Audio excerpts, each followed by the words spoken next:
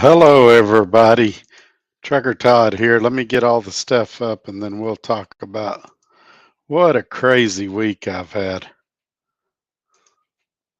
There we go. So, there's been a lot going on. Let me say hello to some of the people that have been in here for a little bit. Let's see here. My good friend James the Fly Rabbit is here. Codename Bonehead Trucker is here. This Trucking Life is here. OTR Vic 601 Trucker. Hello to everybody. My good friend John Toohey. Freedom is here. Mr. Salamanca. Good old guy Chris Bollinger is here.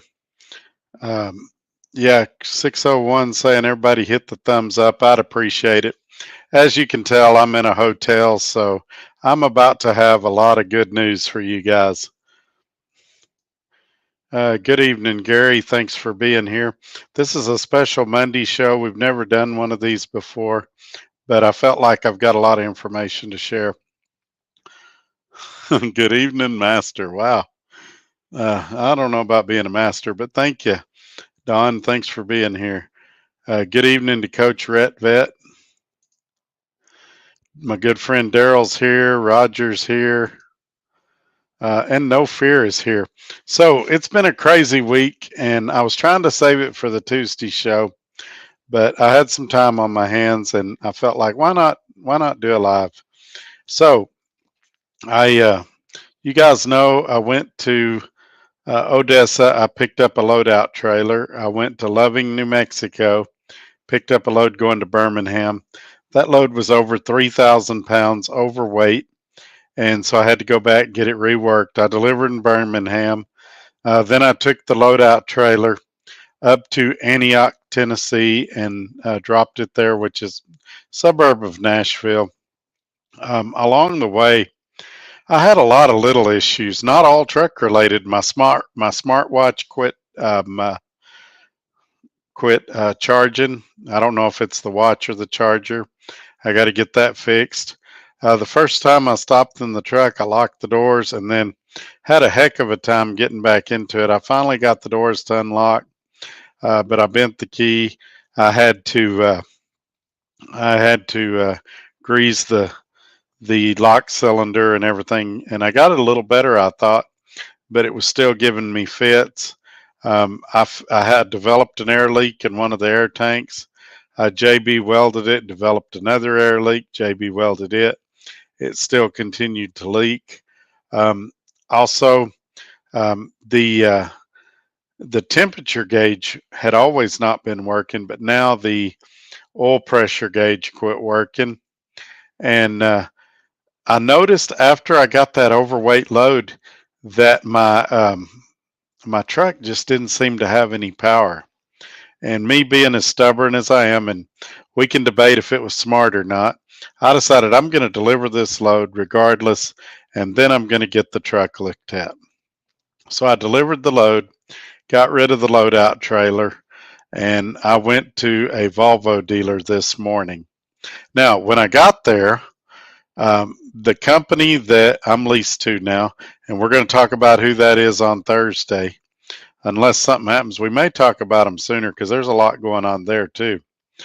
But the company that I'm leased to now called the shop and got me moved up. And instead of it being 4 days before they could even look at me, they got me in today, got me diagnosed. And are you ready for this? This is a good one. The cost to repair this truck, $6,476.40. Now that's an estimate. It could go up from there, could go down. My experience with estimates is they rarely go down. I figure it's going to be between 6,800 and 7,000 once they get done. Now, what did they find wrong? Well, that air tank I told you about, they decided it needed to be replaced. That wasn't no surprise there. They also found 2 U-joints that they felt needed to be replaced, and they're wanting to put a new air dryer on it. None of that really surprises me. This is a 15-year-old truck. Who knows? I don't have a problem with any of that. The low power, they said there was a sensor stuck and that it was only putting 10.3 psi out, and so they're going to have to replace that sensor. And let's see if it says.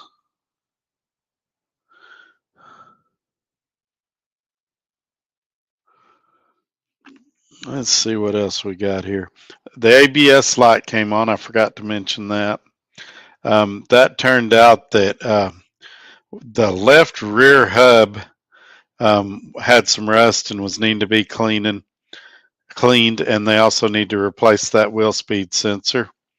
And there was also the oil pressure sensor for the oil pressure gauge not working. Needed a wire repair, an oil pressure sensor, and a crankcase filter. And then the fifth and final thing, they're going to replace those lock cylinders in the doors that were giving me fits. And for me, I'm glad for that. So it's crazy. And so a lot of people have asked me a lot of things. Those that have been in the know today kind of found out. My good friend RT Shaker's here. He just saw my message. Yeah, I screwed up and put that this video wasn't going to come out for an hour. So we're probably going to have a lot of late arrivals here today. Now, a good friend of mine was asking me a minute ago, are you mad at RT Shaker? Absolutely not. Let me tell you why. First of all, he sold me a 15-year-old truck at a very good price. I then drove that truck from Illinois to Texas with no problems. I then parked that truck for over a month and drove that truck 130 something miles to Odessa with no problems. I then drove it another 200 and something to Loving, New Mexico with no problems. I then drove it another 73 to Hobbs, New Mexico with no problems and an overweight load. Then I drove that same overweight load back to Loving, New Mexico, another 73 miles with no problem. And, or at least I didn't perceive one. Maybe it was already starting to act up. And then they pulled those pallets off and it started acting up on the way to Georgia. So I in no way feel like that he misled me, that he tricked me, that the truck was rigged. Nothing like that. I called him and told him about it today, and he was honestly shocked. And I'm not talking about one of these fake shocks where he really was shocked. He was really concerned. I, in no way, this doesn't affect mine and his friendship at all.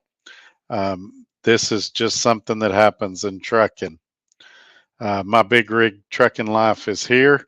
And so let's talk about the company I'm at now, because I spent the majority of the day at their terminal today. I met everybody from the president on down. Some of them are going to be appearing in videos in the coming days and weeks. Matter of fact, we're supposed to shoot a lot of that tomorrow. So tomorrow will be a heavy video day. The shop told me they hope to have most of the repairs done tomorrow evening, but it's possible that two of the parts they're going to have to order from Cummins. The reason I say possible is the lady that's my fleet manager, they call them a driver advocate. Her husband works for a truck parts place, and he was out sick today, but she called him at home, and he said, I believe we have those parts in stock. If he does, then we'll get those parts from him, and we'll be out tomorrow night. It'll make doing tomorrow night's video fun, but we will get it done. But more than likely, I'll be in the hotel, and so that's what's going on here. Let's see. Good evening, Trucker Todd. I'm sitting here at Love's, Brigham, Utah, waiting for a load. We actually stayed at that hotel across the street from there. It's a really nice hotel, and they're actually owned by that Love's, we found out when we stayed there, but really nice people in there. They actually let us park my truck on the lot behind that hotel, and it's a pretty nice place. If you're taking a 34 or something, it's a great place to stay. Oh man, I live around the areas you're driving. Well, holler at me sometime. Maybe we can meet up. I'll buy you a hamburger or something. Exactly, exactly. And the comment this other guy made is he said, that guy guaranteed you the truck would be good for a year. I said, no, nobody can guarantee that. He said he felt like it'd be good for a year, and after inspecting it, I felt like it'd be good for a year. But anything man-made is going to break, and even human bodies that are made by God or whatever you believe, they wear out and break over time. So stuff's meant to wear out, and if you want to play the victim and look at somebody to blame, you can always find somebody to blame. But I in no way think that this was his fault. I don't even have a 1% blame for him in this. This is just something that happened, and I'm glad that I found the means to pay for it, and that it's going to be working. Now, what did frustrate me is I got approved for a 2018 Western Star, and I only had to put 4,000 down, and I was really, really tempted today to just say, what do I owe you guys for diagnostic? I'm going to go get this other truck. But then I'd have the hassle of trying to get this Volvo back to Texas, having to list it on some auction site, having to sell it, then having to get over to that Western Star was in Georgia, having to get to Georgia, pick that truck up, then having to get over to where my trailer is. And it just seemed like a lot of hassle. When I'm going to have a truck that runs great, drives great, it needs a little work. I do the work to it, then I drive it for several more months and rake in the money. And so it's I want to be perfectly clear. The company has been great. RT Shaker's been great. He feels bad about it, and in no way should he. I've told the story about the guy that came to the car lot and said he wanted the best car on the lot, and we had just got one in, and I really believed it was the best car on the lot, and the engine blew that night. And the guy at first felt like he lied, like I lied to him, until he saw my reaction. And we ended up putting a brand new motor in that car for that guy. And so then he didn't feel ripped off. Then he felt like he got a great deal. And same thing with RT Shaker. I still want to go see him. I still want to hang out with him and his family. And there's no hard feelings. That was his big concern in the beginning. He's like, what if it breaks down between Illinois and Texas? I said, if it breaks down 2 blocks from here, I'm not blaming you. I inspected the truck. I believe it to be good, and it's not your responsibility. I always worried about that when I sold cars to relatives. I would say, to my sales manager, what happens if 2 years from now that car breaks down? They're going to be thinking I got over on them, and that's not the case.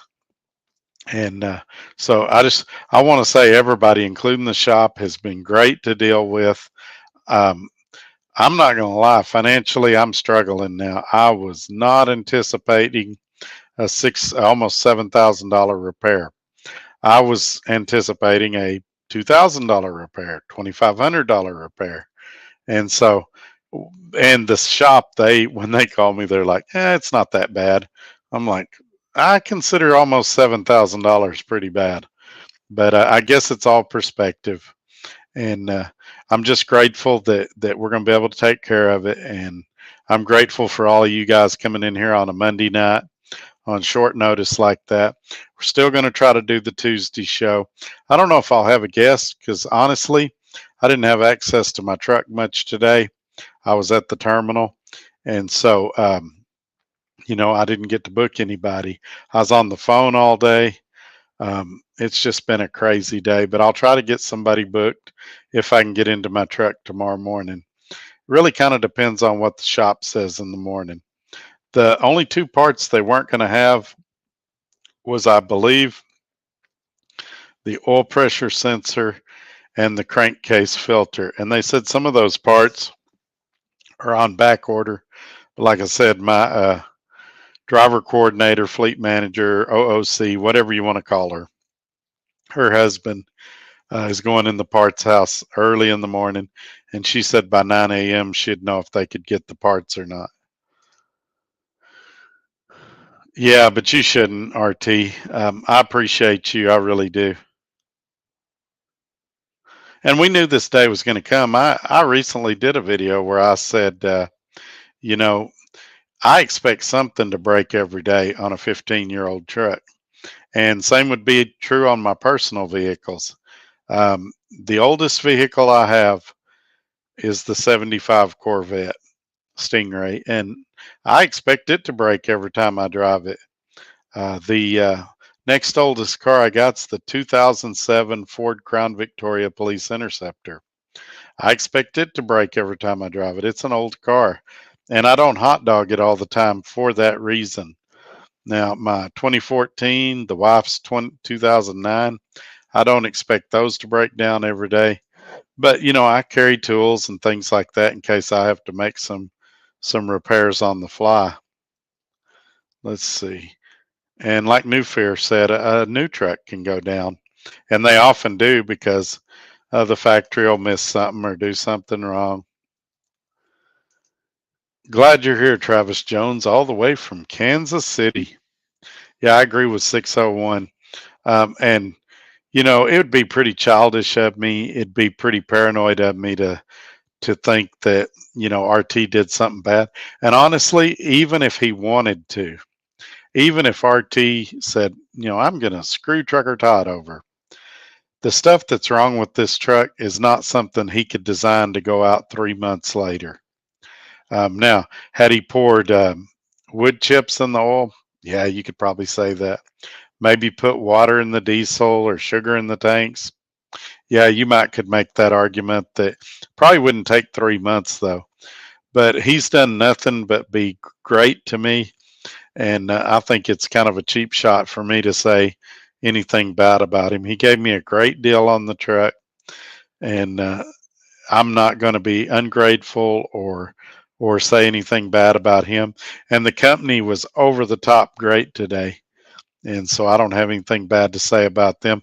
As a matter of fact, they were so good to me today that I came really, really, really close to revealing what company it is. I almost made a video from their office today saying what a great place they were. And I realize I'm new there. I picked up my trailer.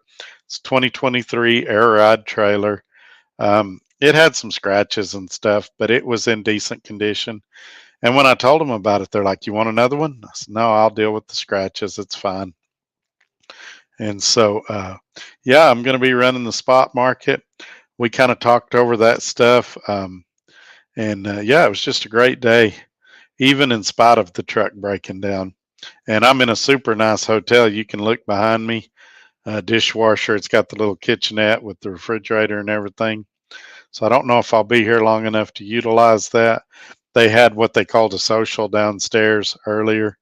I got some cheese and some meat, and they had some beer down there. And so it was a real good time. But yeah, everything's great, guys. Hello, Ted. Hey, Ted, I wanted to ask you, did you ever get my email? I never received an email from you, but I knew you was really wanting to talk to me, and I'm trying to make that happen for you. If you want to email me tonight, my email's going across the bottom there. I'll get back with you tomorrow, and we can talk in depth if you want to, and I'll try to answer any questions you have. A truck is like a woman; you never know what's going to happen. Yeah, and they always change after you marry them. I need to quit saying that, but yeah, I mean, stuff happens, folks.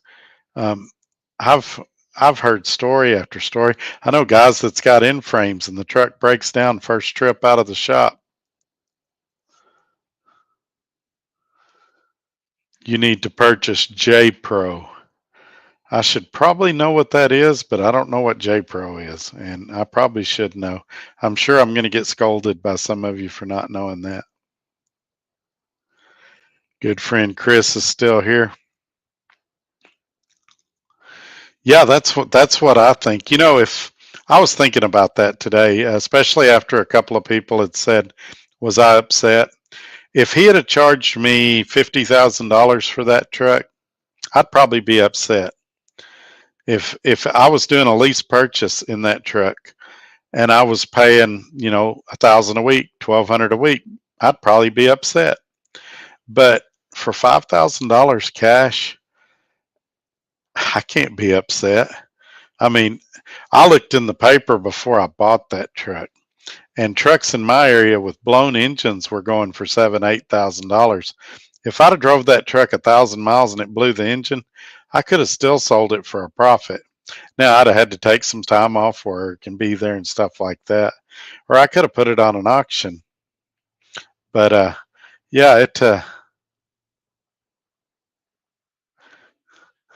Oh, it's okay, Tim. I tried to send out as many text messages as I could, telling everybody that I'd got the time wrong. The problem is I'm currently, and I'm not going to give my exact location because if I do, you guys will figure out what trucking company I'm at. But I'm in Eastern time zone right now, and you guys know I live in the Central time zone. So my phones and stuff are saying the time zone I'm in. I thought my laptop updated to that time as well, and it didn't. And so my laptop is still in Central time, and it just confused everything. I hate time zones. I currently lease at Dart. Your videos help me a lot, and I aspire to get my own truck one day. Dart's not a bad place to get it. Um, a lot of people think I don't like Dart, and I loved Dart. One of the best places I've ever worked. But I had some problems with the safety department. I felt like they micromanaged with the forward-facing camera, and I had some problems with two shops, Ellenwood, Georgia, and Dallas, Texas. They call it Lancaster. Now, um, the problem is that's the two shops I frequented the most out on the road. That's the two areas I found myself running the most. But it's very possible that you could go to Dart and not have any of the problems I had. Now, one of their YouTubers is saying things have got really slow over there lately. I don't know if they've lost some accounts or stuff like that. But in the right circumstances, would I ever go back to Dart? Sure. In the right circumstances, would I ever go back to Swift? Maybe. But I'm really, really happy with what I'm doing. For 25 years of driving, I've always wanted what I've got exactly right now. And I've come close. At Dart, I had everything except the paid off truck. I had the load boards, I did my own thing. And so I come close, but I didn't get there. Now I've got the truck, title in my hand. I've got the load boards, over 400. We were trying to count them today. I believe there's a lot more than that. It's 143 pages of approved brokers they sent me.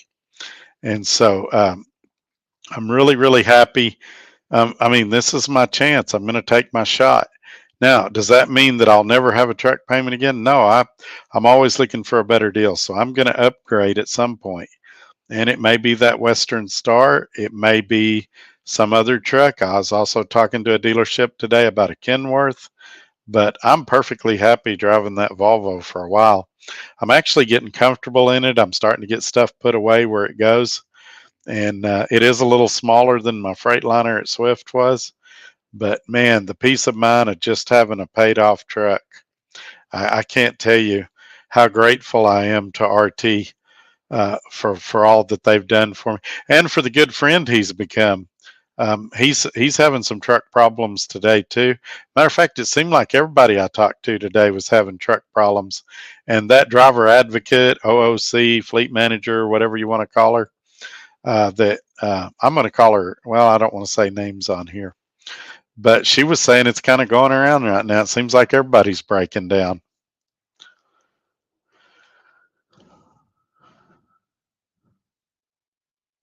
Oh, I agree with Tim back. So, RT, yeah, my heart is broke. I'm really sad about the truck. I feel like you should hand the keys over of the RT to me for at least a year, and then I could give it back to you. Meanwhile, keep insurance on it and keep making the payments. But yeah, I think in fairness, you should give me that car for at least a year. RT, you're funny, man. Yeah, I bet he don't feel that bad either. But he might. He's a good dude. He really is. There's not many people like him and his wife out here. There and John Toohey's another one that I've met his family, and also Chris Morris, and they've all really been blessed in the family department. Not bad enough for that per day. Oh, that's funny. Let's see what we got here. Oh yeah, stuff happens. And life's too short to go around being mad. We got some other stuff to talk about too. Go live. I think we're doing it. Ike lives. Cassius King is here. So I I don't want to talk about this long, but I want to bring it up. Right before we come on, an hour or so before, there was some jokes going around YouTube that I was fired from Swift for making racial comments. Nothing could be farther from the truth. I could prove it by posting text messages. I hope it doesn't come down to that. When I heard it, I started laughing, and I showed it to the people at the company I met, and they started laughing. The people that know me know that I'm not a racist. I was not fired from Swift. They know because they verified my employment. And so I got a good chuckle out of it. Even the guy that was saying it in the video said that he doubted it was true. It was just a rumor that went around. And so nothing could be farther from the truth. Michelle, the recruiter that I worked with at Swift, it was her birthday yesterday.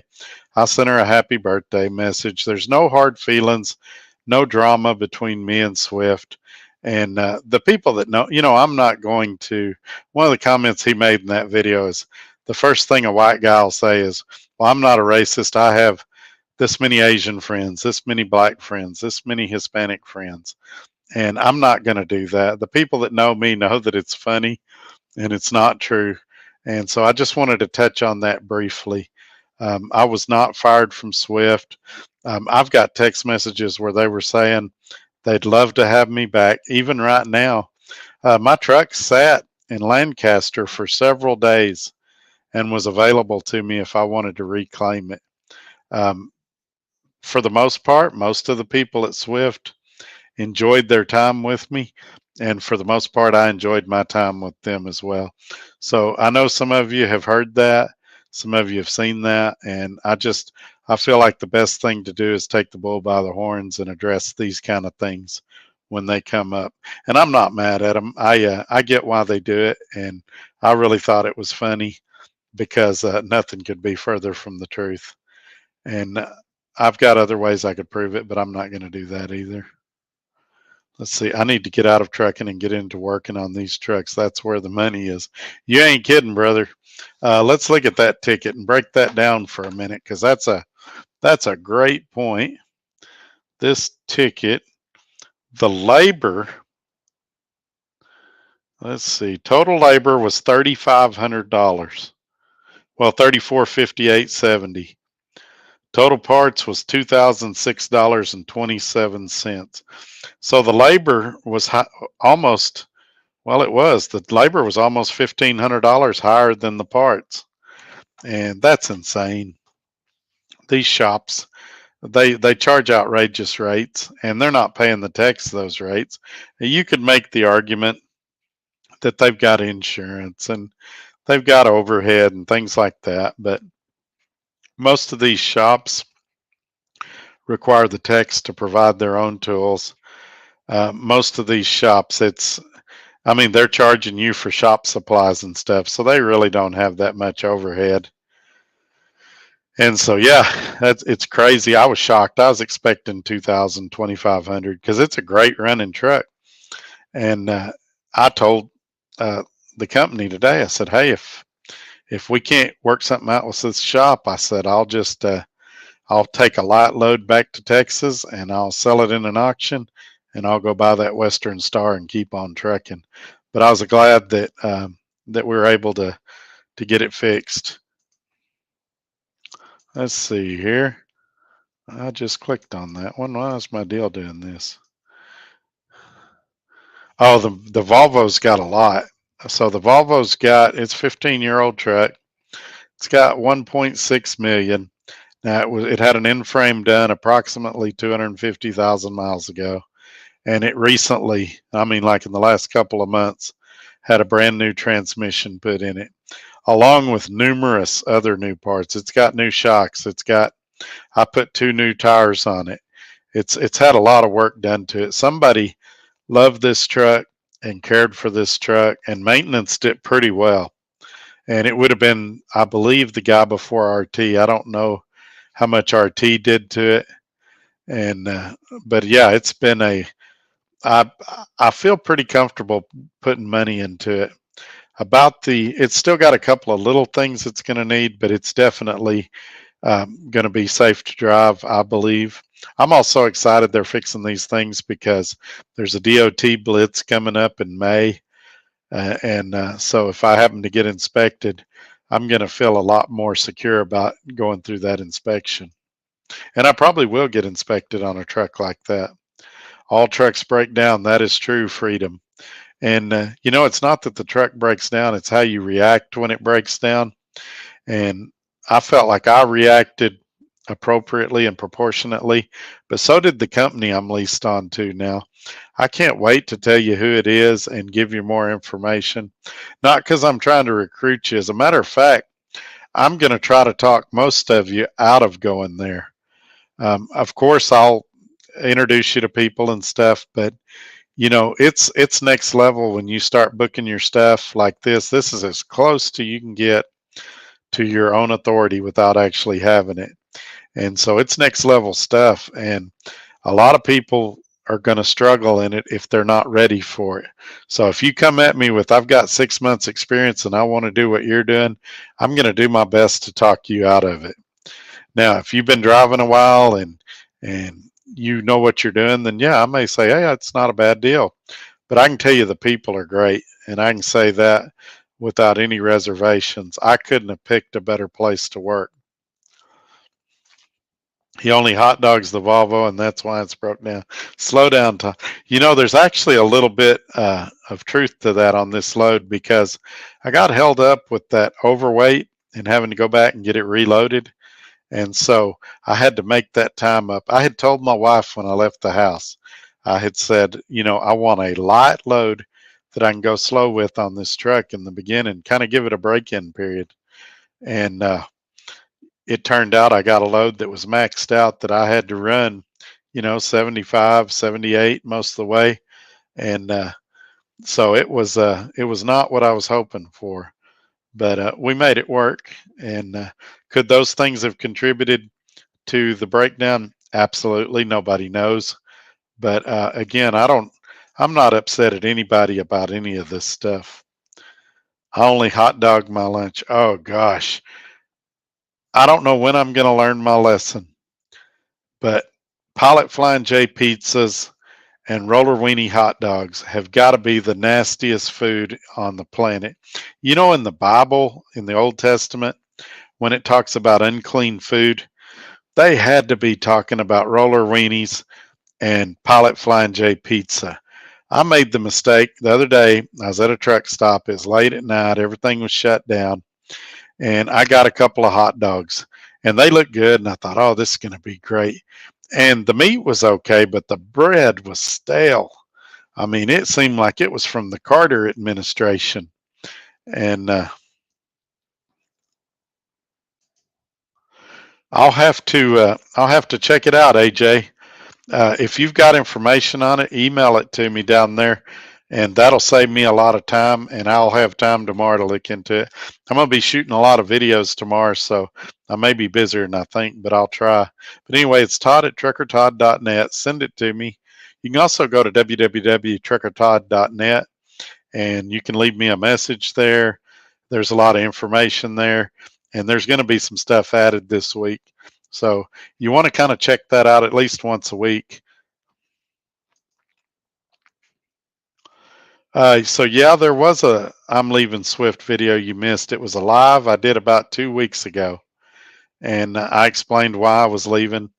Uh, Different people have speculated. Some people said I was mad at Swift because I didn't get the guests on the Tuesday show I wanted. That was not true. It was honestly a scheduling deal. Just like tomorrow, I don't know if I'm going to have a guest, not because nobody wants to come on, but because I was at the terminal all day while my truck was in the shop. I didn't have the business cards and stuff of the people that said, call me, I want to come on your show. Some people thought that it was I quit because of the changes that have happened at Swift.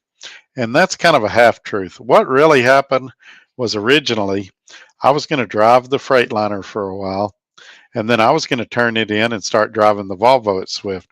When RT had it, it had already been approved to go to Swift. It had already been through their inspection process, and Swift had already said, even though it's older than they allow, they had said, yeah, we'll take this truck. It's in good shape. And so it ended up through a series of events where he couldn't bring that truck to Swift. His wife was unable to learn how to drive the manual transmission to a point where she felt comfortable. He lease purchased a truck from Swift. It broke on the first trip, and he just decided to go back to his old job, which was really comfortable. He then sold me the truck at a really good deal, and I had told him, "Hey, I'm probably going to lease it onto Swift. I like it at Swift." And so then I started putting a little, I worked for 4 or 5 weeks straight, saved up some money, went back, did a bunch of work to that truck, getting it ready, making it feel like I could be comfortable driving it. And now I want to put new seats in it. I saw some leather seats I like today. Anyway, that's off subject. Uh, but I started seeing the changes at Swift. I found out that they're going to make some changes to the load board when they take it off of beta and release it to everybody. I saw the wishy-washiness, and I thought, I don't know if I want my truck there. I want to go to something more stable. And the truth is, the happiest I've ever been in 25 years of truck driving is when I was at DART on the OPI board. And that's something they currently have frozen. Now, I could have probably leaned on some people and got back in that gig, but it paid 70%, and where I'm at now pays 80%. So I can do the exact same job for 10% more with less restrictions, with less micromanagement. And so all I did was make a vertical move in my life to try to better myself. Now, am I going to be here 30 years? Maybe, maybe not. I'm still going to look for vertical moves. If I see a chance to better my life or to better my equipment, I'm going to do it. And if people want to criticize me and say, oh, he changes jobs, he job hops every couple of years, he job hops every year, every few months, whatever they're going to say, I just let them say it. I keep doing my thing. And because the only people I'm responsible to in the end is my family, and to a degree to you guys, to the followers that have stuck with me and that are continuing to stick with me. Everywhere I go, including today when I was at the terminal, there was numerous times where they were like, man, your viewers are just awesome. And they were giving me examples, and I was giving them examples. And so to those people, I feel like I owe the honesty, and that's why I keep being honest. But yeah, for now, I'm happy. Now, granted, I've only pulled one load, technically two if you count the loadout trailer, but I'm no expert on the company. I can just tell you what I've seen so far. I like it. And that if you try to go here, I'm going to try to talk you out of it. And, I know some of you are going to do it. And if you are going to do it, I'm going to try to help you. But I want you to know what you're getting into and realize nobody's going to hold your hand. Nobody's going to say, hey, Tricker Todd, you've only got 1,000 miles this week. You need to get out and run. If I want to sit for 3 weeks, they're going to let me. Uh, it's totally up to me. It's totally my business now. And so you've got to realize what you're stepping into when you step into that. Codename Bonehead Trucker. I've had 3 brand new trucks through the years go down on the first or second load. Yeah, I was watching a video. I told y'all I was looking at a Western Star. I was watching a video of a guy, Rusty Cracker, I think's his name. And he had a brand new Western Star with 8,000 miles on it that was having electrical issues. Now that video is about 2 or 3 years old, but it just goes to show you anything can break down, and especially these new trucks with all this emissions stuff. I'm not super excited to get another new truck just for that. Now, each year they're getting a little better, a little more refined. It may be in the next 3 or 4 years that they're just as reliable as the old stuff. But the reason that farmers and ranchers a lot of times get plain Jane work trucks is because the less stuff that's on them, the less stuff that breaks. And so you just have to keep that in mind as well. I'm in a 2023 Peterbilt under 100,000 miles on the clock and it's been in the shop 3 times. Wow. And see, and that's weird. I had a 2022 Peterbilt at Dart, and that truck was bulletproof. Now, and I think I was right over 100,000 miles when I got rid of it. It was a little plain, but it was a nice, good looking truck. And I always got compliments on that truck. I got 1.5 million miles on my shaker. She's always got something I need to fix, but she don't leave me dead on the side of the road often. Costs me around 17 a year to maintain. Yeah, and some guys are going to see that and go, "Whoa, 17,000." But you think about the guy that gets the SFI truck or the lease purchase truck that's paying 1,000 or 1,200 a week. They're paying 60,000 a year versus your 17,000. So it makes sense to do what you're doing. Now, if your truck maintenance starts jumping up to 60, 70,000 a year, then maybe it might be time to upgrade. But I'm like you. I'll do 17,000 versus 60,000 all day long. Some people view their trucks like an iPhone as a status symbol. And some people view their trucks as a tool to make money with. And that's one thing. I don't think he's still here, but Cash is King. Um, he's a practical guy when it comes to trucks. He just wants something that'll make him money, and he runs the numbers and does really well out here, I think. Brand new and in the shop, exactly. My 2023 woke me up last night shaking and missing while it was regenning. Not sure what that is all about. It stopped doing it after about 10 minutes and straightened out. It's funny you mentioned that, Chris, because for those that don't know, Chris is in a 2023 Freightliner Cascadia, and mine was a 2022 Freightliner Cascadia from Swift, and it did the same thing. When it would regen, it sounded like that truck was coming apart, like it would scare you. But, after the regen, it would level out and it was fine. I don't know why the Cascadias are so rough during a regen, but I don't think it's anything wrong with your truck. Brand new trucks are the worst, in and out of the shop until about 300,000, then should be broke in. Yep. That's I remember when 100,000 miles was considered the break in, but seems like these new ones take a little longer. And I don't know why that is. I could speculate. I would guess that it's because most of them run at a lower RPM. I'm told on that Cummins ISX that I got that the sweet spot is somewhere between 14 and 1500. And on these newer trucks, like my Freightliner that I had with Swift, it ran like 1150 or 1200 RPMs at 68 miles an hour. It was a real low revving engine. No fear. Having a laugh. I know where you went, but I'm not telling, LOL.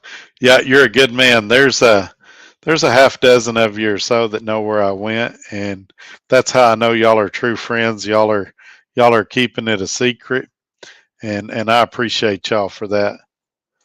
Ron Culp is here. Man, I hadn't talked to him in a while. How you doing, man? Women change even if you don't marry them. uh, right now, I don't want to sell the vet. It's possible I might later this year, but right now I don't want to sell it. I messed that car up. I ain't gonna lie.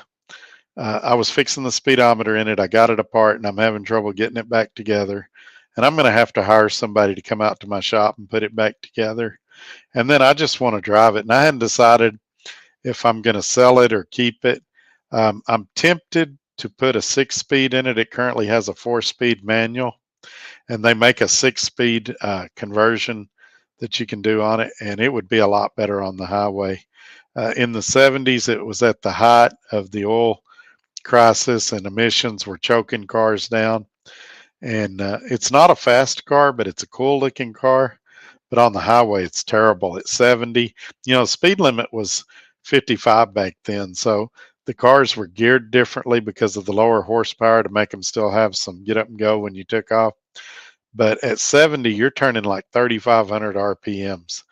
And I'd like to get a 6 speed in there so that I'm turning, 1,800, 2,000 RPMs. It'd be a lot more enjoyable to drive that car if I did that. It's a little expensive to do it, but I'm thinking about it. I like the car, but I'm a Ford guy, and eventually I'm going to trade it for a Mustang. I just know me, or sell it and buy a Mustang. Or I also like the Starsky and Hutch Gran Torinos. I might get something like that. Ah, that's okay, Dennis. I hope you can go back and check it out. I kind of went into everything in depth. What happened? So my truck broke down.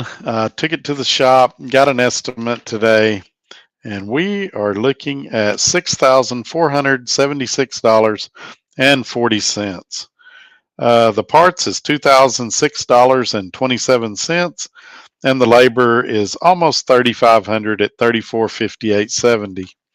And so, yeah, it's crazy. There's a very slim possibility it'll be ready tomorrow night, but probably not. I'm going to guess it'll probably be sometime Wednesday afternoon, but don't hold me to that. We'll see.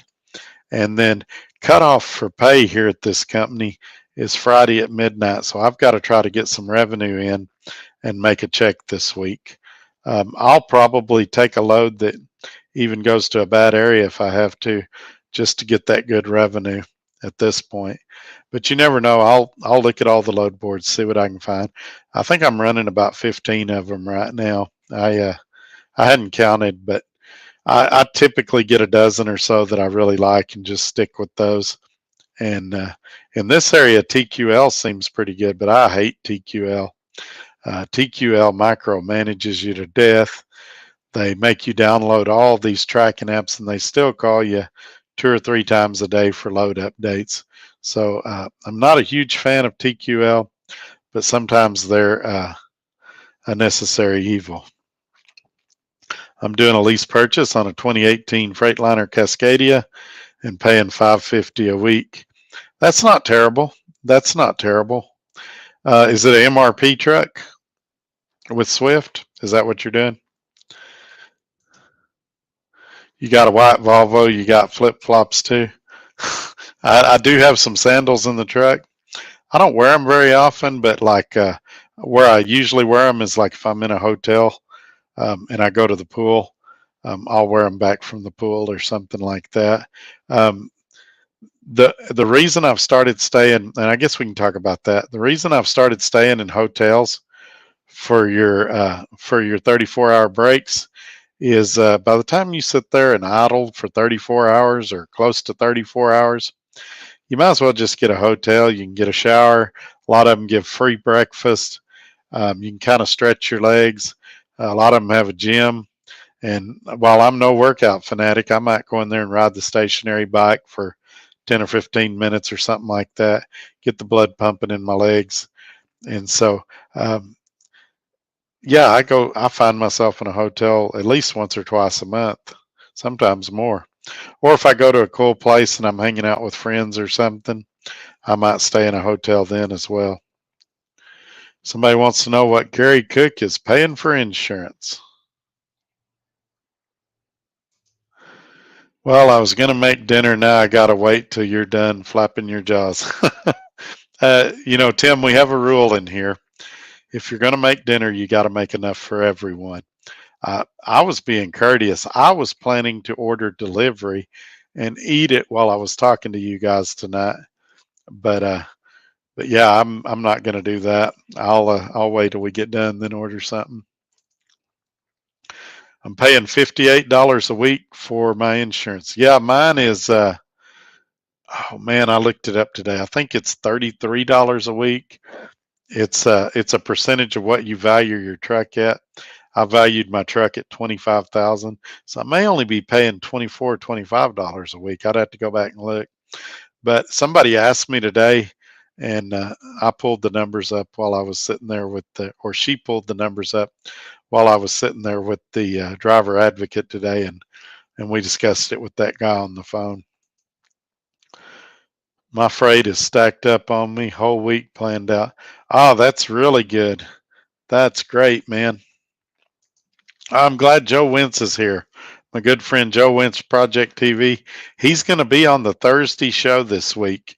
And that's also the night we're going to reveal what company I went to.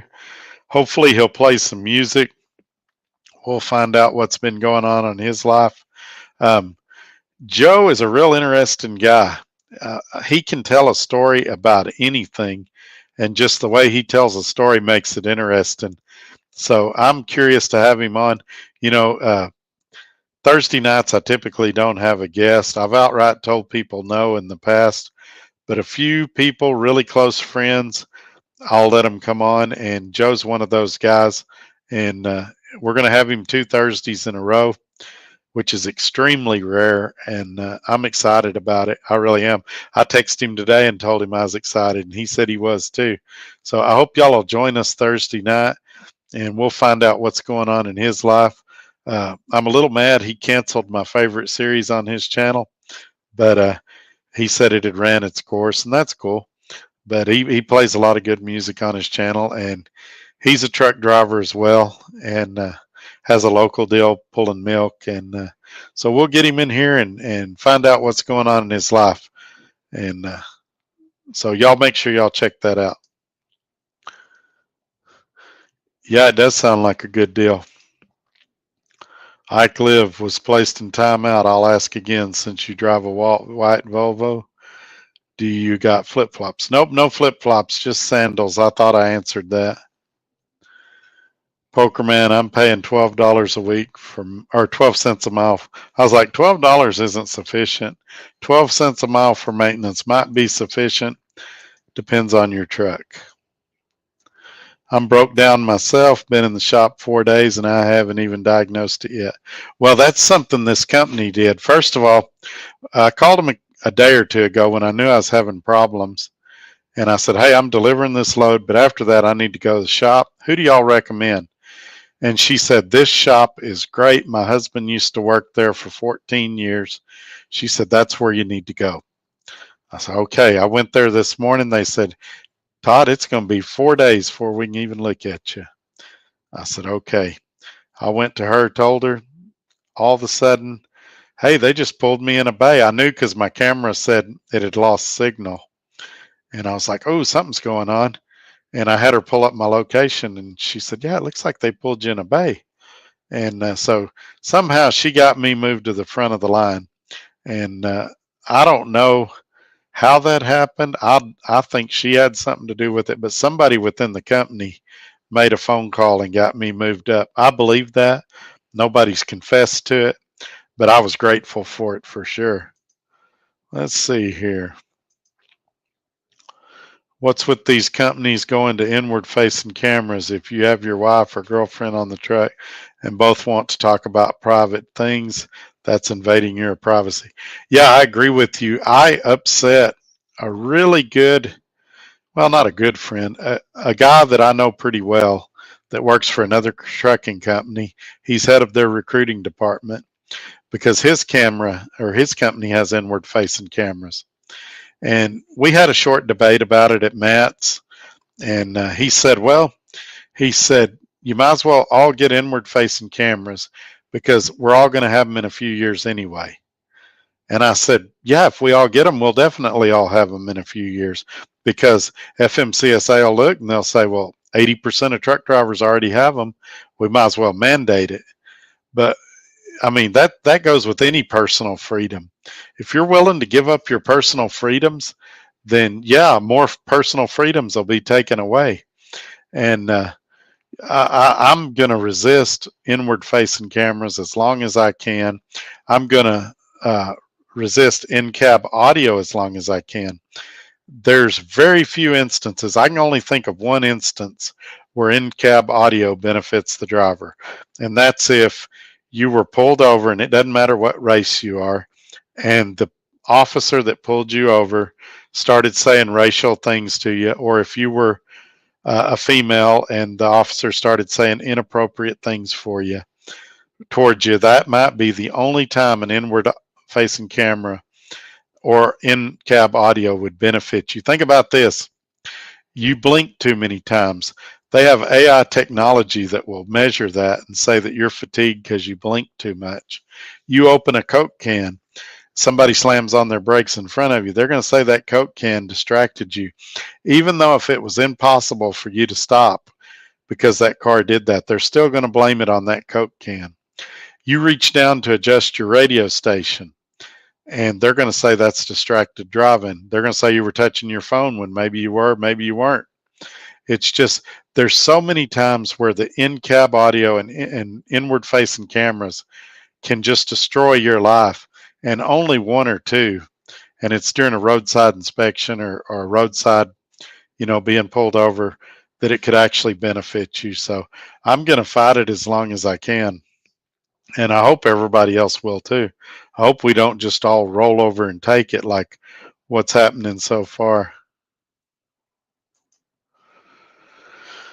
That's real good. I agree.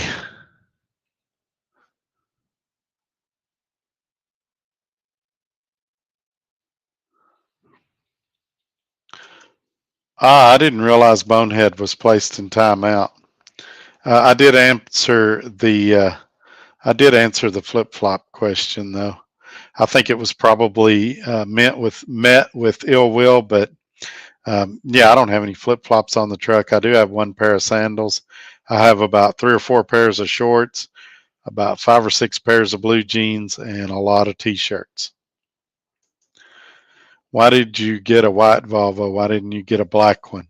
Because a good friend of mine that's in here, RT, sold me the truck, and that's all he had. I bought it from an individual, not a dealer, and I got such a great deal on it, I couldn't say no.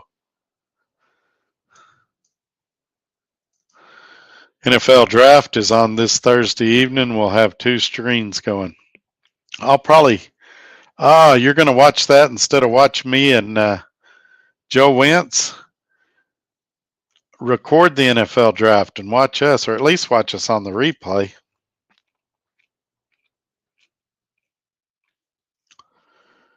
The truck came with flip-flops standard with the Volvo. Yeah, but the previous owner may have kept the flip-flops. Also comes with a turbine. Oh, that's hilarious. Y'all are going to get me accused of being a racist. Flying out to Salt Lake this weekend to pick up my 2023 KW. Well, there you go. Let me know how it goes for you. I'm hearing mixed reviews on the new KWs. Some people say they're great. Some people say they're having mechanical problems. Let me know how it goes for you, Colby. What engine? It's got a Cummins. Yeah, I agree with you there, Norman. There's never a good time to break down, I guess, unless you're going on vacation for 2 weeks. And then it'd be good if it broke down because it could get fixed while you were gone. But even then, they'd be calling you while you was on your vacation and asking you to authorize stuff. That shop called me 3 different times today, asking me if I was wanting to approve the repairs. I think they were kind of surprised that I pulled the trigger and said, yeah, go ahead and do it.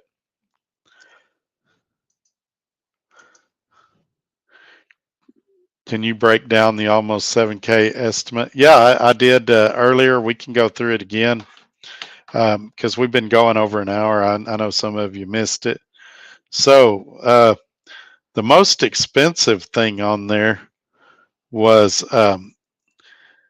it had a mid-air tank leak. I knew about that. I had JB welded it, and it seemed like every time I did, a new leak would pop up. So I knew it was going to need a tank. I was trying to to limp it back to Texas so that I could buy one at that wrecking yard and save a little money. But it definitely needed that. I don't think that's a fraudulent charge. They found two U joints they thought needed to be replaced, and I don't know about that either. But might as well do it.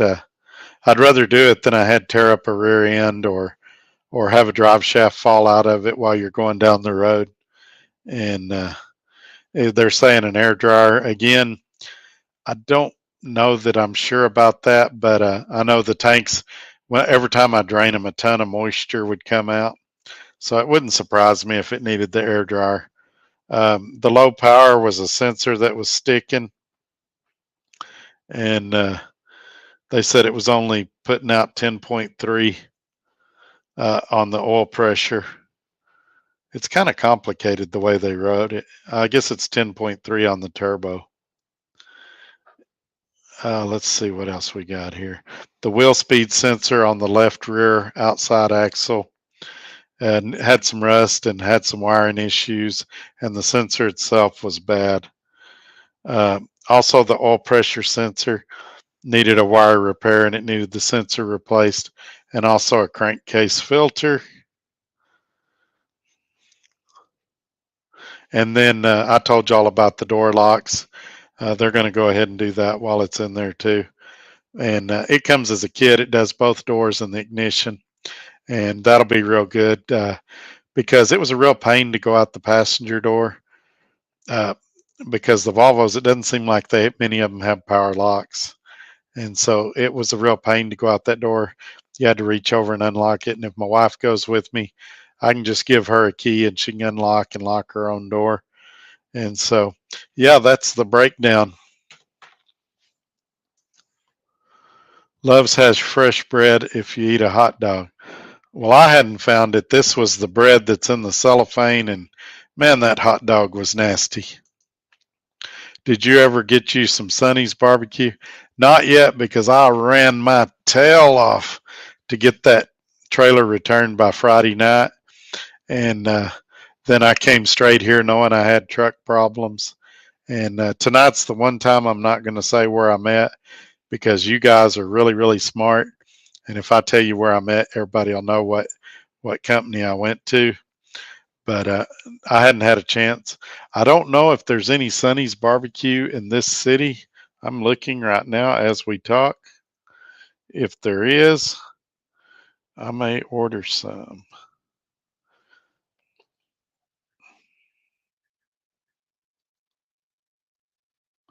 Looks like there might be.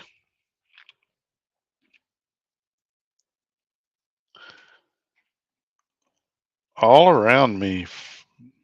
The nearest one's 25 miles away.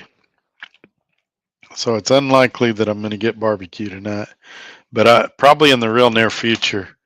Um, I may take some people from the office and let's go do that tomorrow or something like that. You heard it here first. Freedom likes roller weenies. Make your own jokes. Norman's a nice guy, and I'm not going to make fun of him tonight. Volvos break down. It's what they do.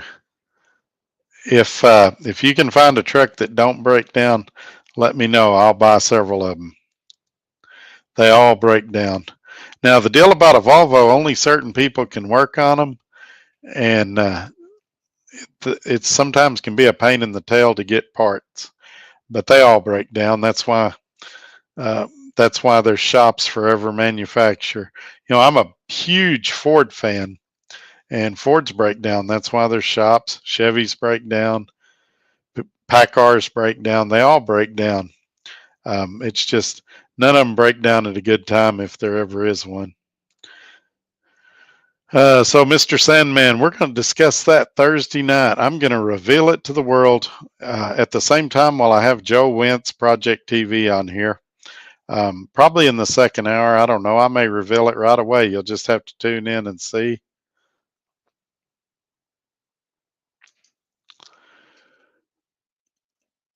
Yeah, I don't. They started off really, really good, and the last couple of months, everything seemed to change. I think they. I don't know if it's the influence of night or if if it's something else. I still stand by what I said. There's a lot of good people there. I still like Swift. In the right circumstances, I'd consider them again. But I just had a chance to do something better. And I think Thursday night, when I tell y'all what I'm doing, why I'm doing it, I think 90% of you will agree with me. There's some of you that no matter what I say, you're going to change the narrative to whatever you want it to be. But most of you, most reasonable people, are going to get why I did what I did. Hey, Steve, thanks for being here, my friend. Yeah, we talked about that earlier in the show. There's no such thing. Even the guy that posted that said he didn't think it was true. He was laughing. Um, there's no audio of that. There's no video of that. Nobody's even claiming that. Nobody at Swift, nobody else. It's just one of those ridiculous rumors.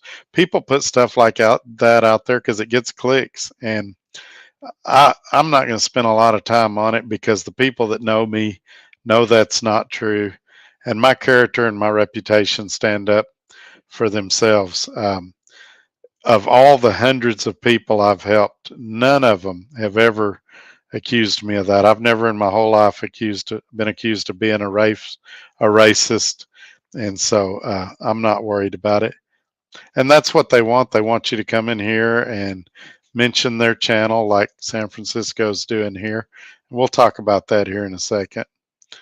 No more Swift. Yeah, Swift's gone for now. Never say never, though. Um, saw it on Codenames Narc's channel. Well, there's a reliable source, I guess. A Corvette is not a fast car. I'm not saying it's not fast. I'm just saying in 75, that was the lowest year of horsepower for them. Now it has an Edelbrock intake on it now. It's got an upgraded carburetor on it, but it's still probably only around 200 horsepower. By modern standards, it's not fast.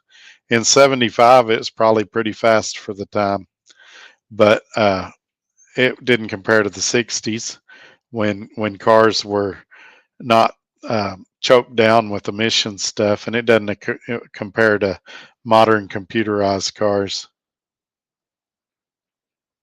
And it sure wouldn't compete with RT's car. The Corvette's the slowest car I got in my whole, out of my 4 cars, it's by far the slowest, but it's also by far the coolest to drive. Take the T-tops off, go cruise around, get a lot of honks, get a lot of waves. It is a fun car. It's a cruiser. It's not a drag strip car. You don't want to be out drag racing a 50-year-old car.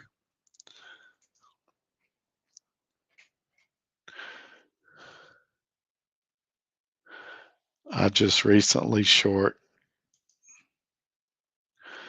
I just recently put a. Oh, that's right. We forgot to talk about that. RT just put a Barton short throw shifter on his Challenger, and he said it made that car a lot meaner, a lot easier to shift in racing type situations. No, I'm with Advanced Trucking with that Freightliner. I've heard a lot of good things about Advanced Trucking.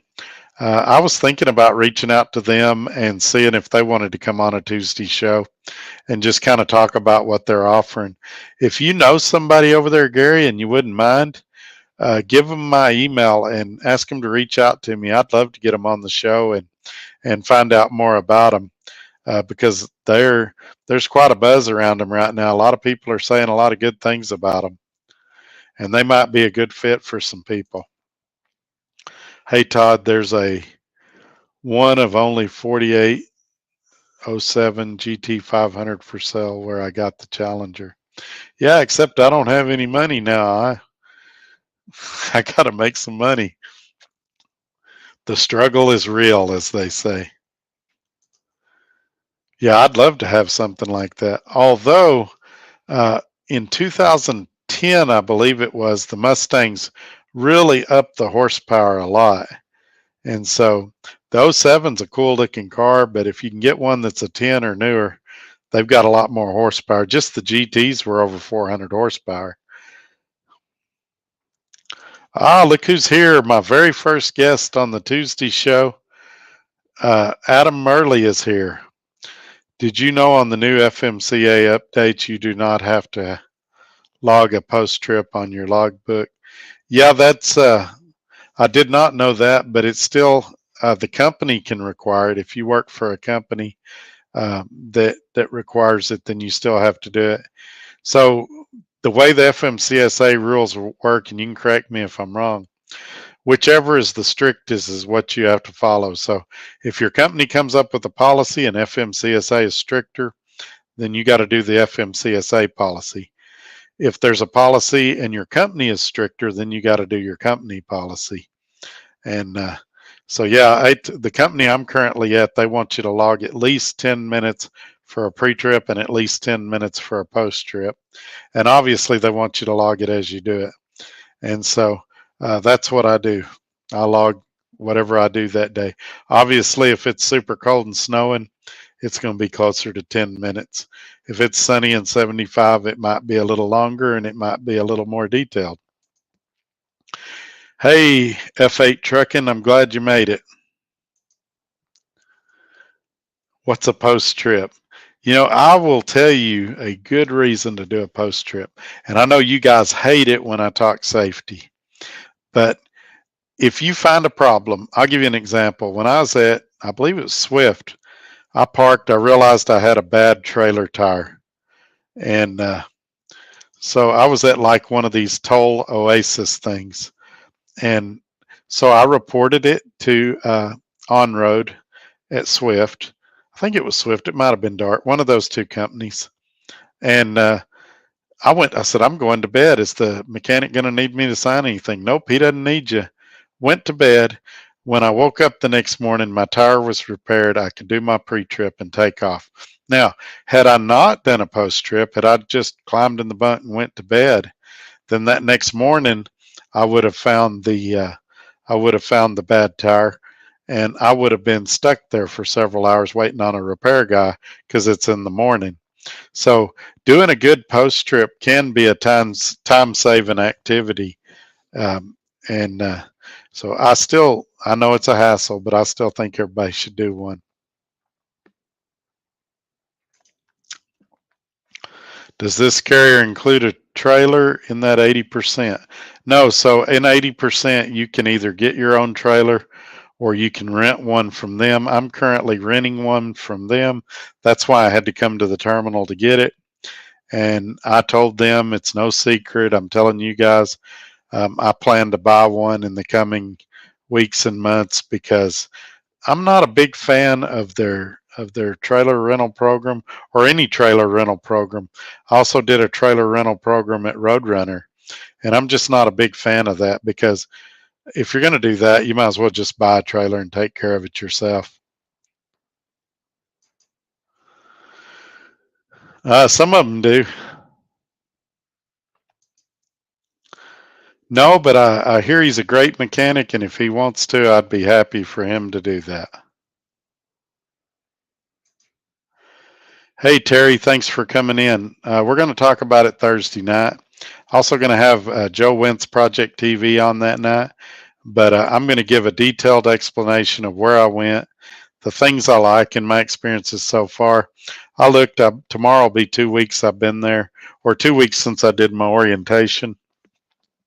And so while I'm in no means an expert about them, I'm going to tell you what I know.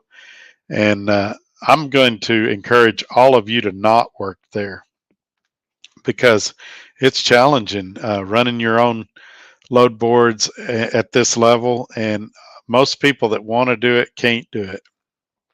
And so if after I try to talk you out of it, you still want to do it, I'll try to help you get in. I'll try to, I'll offer you advice.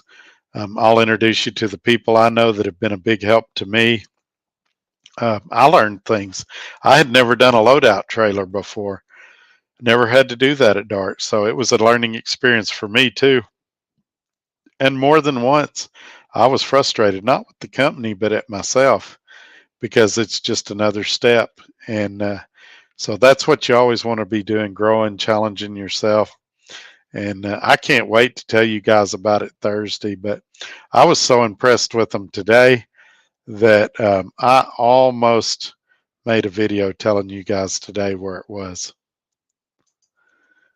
Appreciate your information. I'm onboarding to Swift. Is in-facing cameras still required? So Swift, unless they've changed, does not have inward-facing cameras. They do have outward-facing cameras. If you get OIDA or Seabright or whatever insurance you want, and it meets Swift's requirements, you don't have to have any camera of any kind. Now, I still recommend having a camera.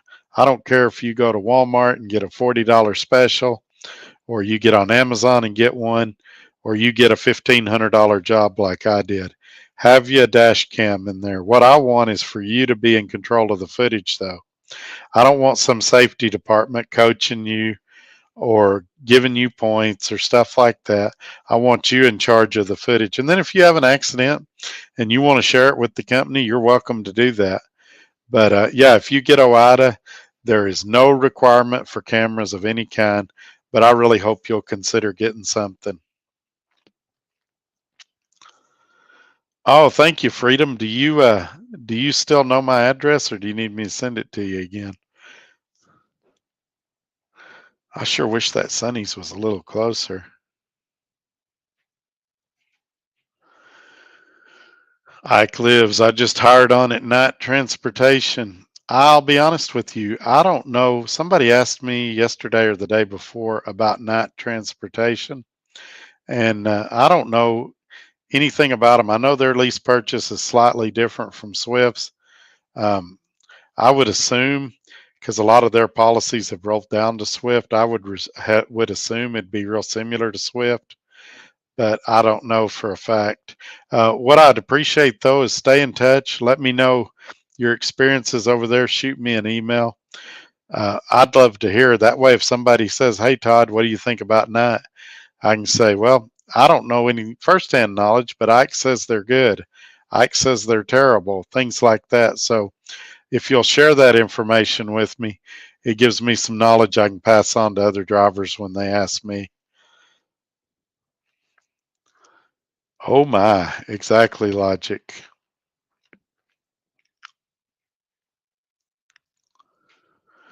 Not much, Pablo. Thanks for being here, my friend. We grudge racing in here.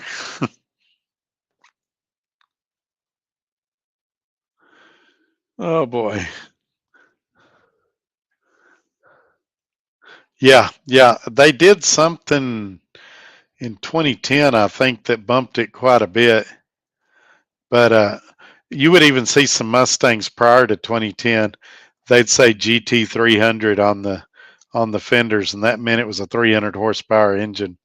I had a 2001 Cobra, and I think it was 305 no, it was 320 horsepower, and it was a pretty hot little car. I missed that car, and so I wouldn't mind having another Cobra at some point, or a Mach 1. I had a Mach 1 when I lived uh, in Amarillo at one point in my life, and that was a great car too.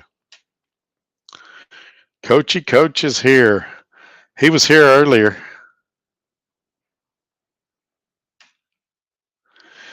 Yeah, but something about those percentages, and I get what you're saying.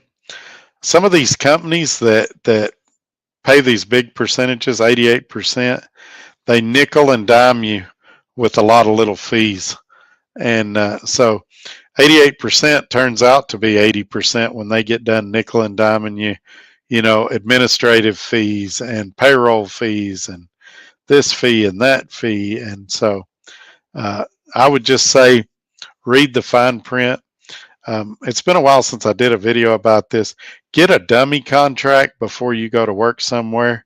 And if any company refuses to send you one, run. There's a reason they don't want you reading it. If you show up at an orientation and the company's just like, sign here, here, and here, and you're saying, I want to read this, and they're going, oh, we don't have time. Sign it. You can read it later. Nope. Get up and walk out.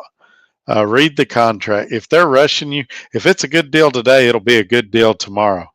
And no deal is better than a bad deal. Remember those two sayings. And and think about that. So yeah, I'm aware of some of those 88 percenters. Um, but for what I've got, some of them they dispatch you too, and a lot of them are those foreign-owned companies in Chicago area too. And I'm not a big fan of those. I've seen too many people get burned by them. So I'm pretty happy with my 80%. That is correct. I told this driver yesterday he should do a pre-trip because he can find issues and get them fixed. Also, a great idea to walk around when fueling. Prime example would be the picture. Yeah, I actually, the very first trip, no, I'm lying.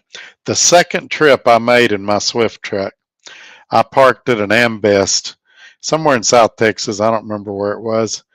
And in the distance, I had a highway patrolman, I guess he was a DOT officer, watch me with a pair of binoculars to make sure I got out and did a pre-trip. And so in this day and age, you never know who's watching. That Swift, I was real meticulous because I had people unbolt my mud flaps. I had people unhook my airlines because they wanted to be on Bonehead Truckers, and they wanted to see Trucker Todd fail. So they would do stuff like that, hoping I wouldn't check it. And ultimately, it made me a better driver, and they didn't get the result they wanted. Ooh, I got to sneeze.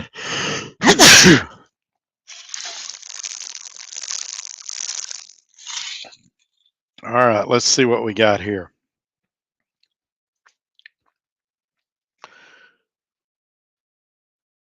Oh, exactly. So what Adam's talking about here, he emailed me a picture of a guy that blew two tires, and he hadn't stopped at 180 miles and checked. That happens sometimes. I've also had a trailer tire blow, and it blows the one beside it. I'm not sure exactly how that happens, but I have had that happen before. Stretched frame on the Volvo, painted white to match the white truck. Get you a nice looking sharp trailer. Yeah, I don't see myself putting that kind of money in that Volvo. I mainly because when you're doing this kind of work, sometimes you get in some really tight places. When I delivered in Birmingham, man, you should have seen.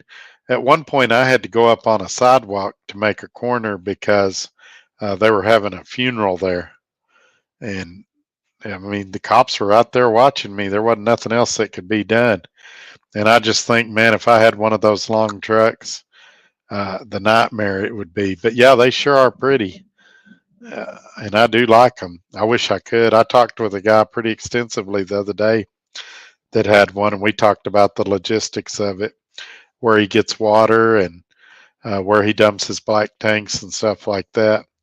And his short answer is a lot of the truck stops offer it for $5 or $10. Thanks, Ike. I really appreciate it. Yeah, I do wish the sleeper was a 780. I bet that costs $1 or $2. And Volvos are cheap. I ain't gonna lie. You guys know I like Peterbilt. You guys know I like Kenworth, and I like Western Star. At some point, I'm probably gonna end up in one of those trucks again.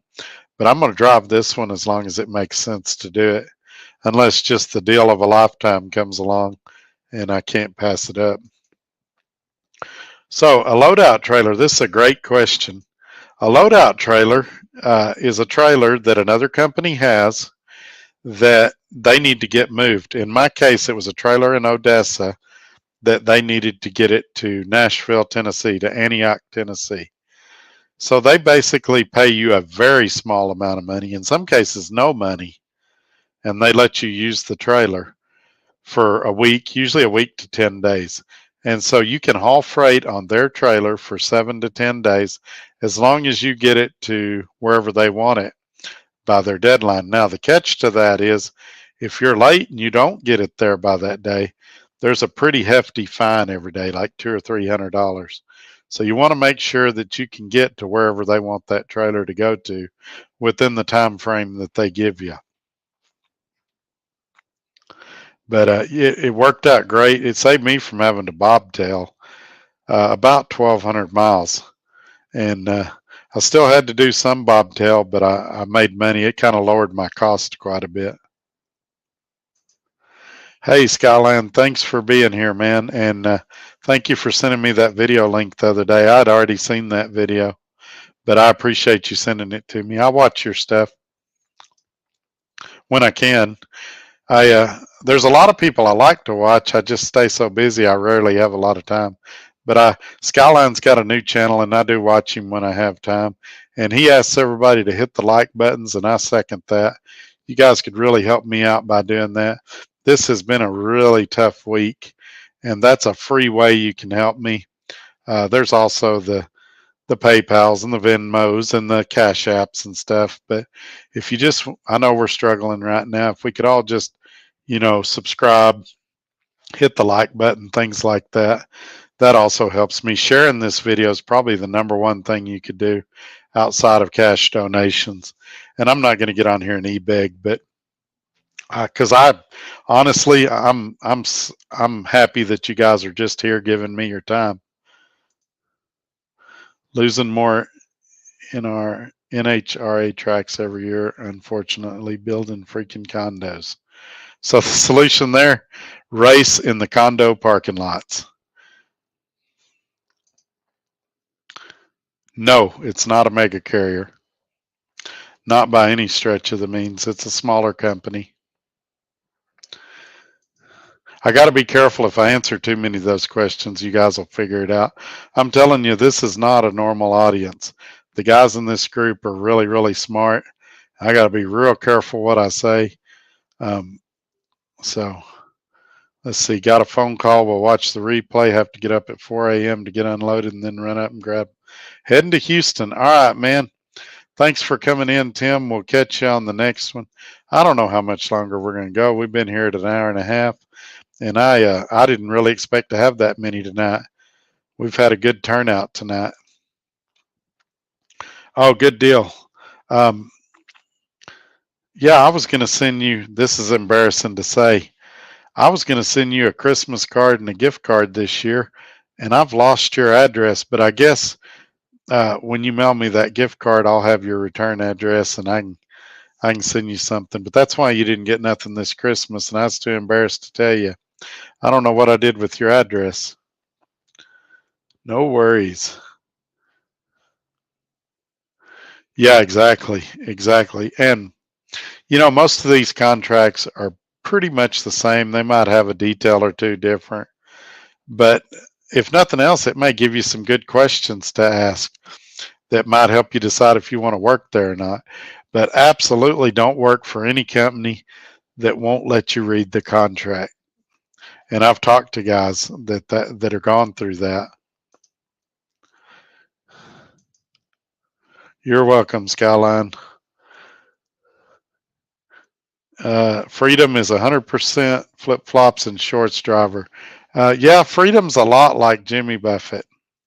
He's living the dream.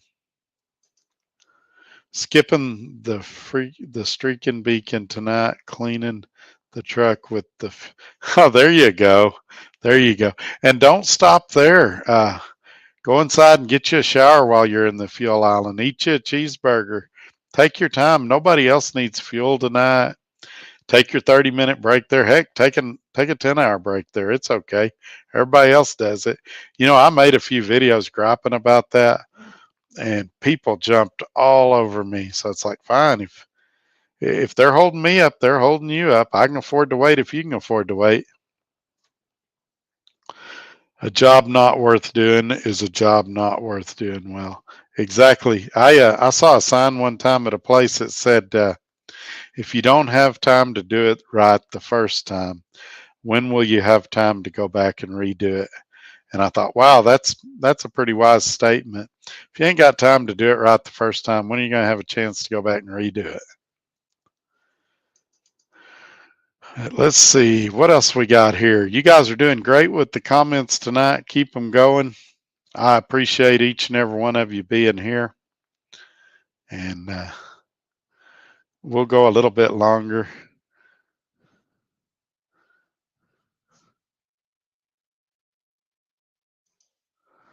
Really, what happened to Tucker? I thought he was one of their most most watched guys. I thought he was outdoing Sean Hannity in the ratings. What'd he say or do that got him canceled? Don't worry, guys. We're not going to go in politics. He's telling me about one newscaster. If it was Anderson Cooper or anybody else, I would still ask what happened.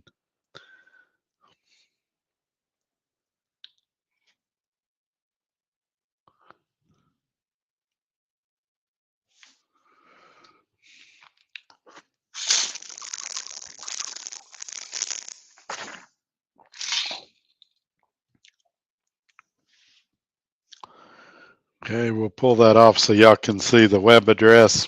Go check it out if you hadn't checked it out. Ah, he left on his own, James said. What's he going to do now, I wonder?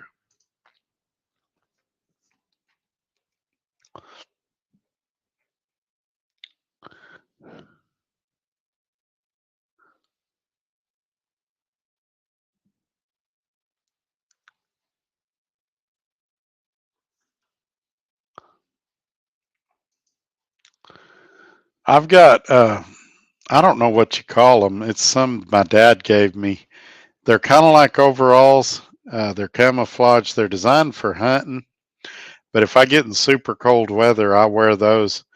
They kind of keep your legs and lower body warm. And then I wear it like a heavy jacket. And I typically carry those on the truck with me. When I moved from the Freightliner to this truck, I did not put them on the truck yet, but because I'm expecting warmer weather. But I'll probably pick them up and stick them somewhere on the truck when I get back home. This Volvo is a great truck, but there's no way I can make you believe that it's got as much room as that Freightliner. It just don't. But it's a good truck. Rumored that him and Glenn Beck are teaming up. Well, there you go. Yeah, I'm familiar with Glenn Beck. He was even at Fox News for a while. So there you go. News and Opinion channel. We got you a little news and a lot of opinion tonight. And we got a lot more coming. If I can get in my truck tomorrow, I'll try to book a guest. I hate to book them on short notice like that. And if I don't get a guest, then we'll come on. I'll update you on the truck. And then Thursday night we got a full show. We're gonna say where I went. We're gonna talk to Joe Wentz Project TV, and it'll be a fun night. Last time he was on, we had a lot of laughs, had a good time, and so I'm really looking forward to that. If you can't tell, what else you guys got tonight?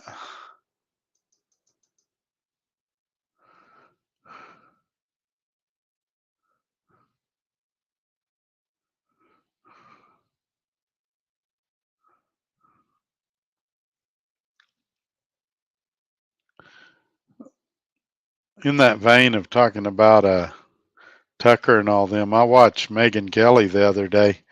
Boy, she's a lot different now than when she was on NBC or Fox. She takes the gloves off now. You don't have to guess what she's thinking. And love her or hate her, man, there's no doubt she's saying what's on her mind. You got to respect her for that.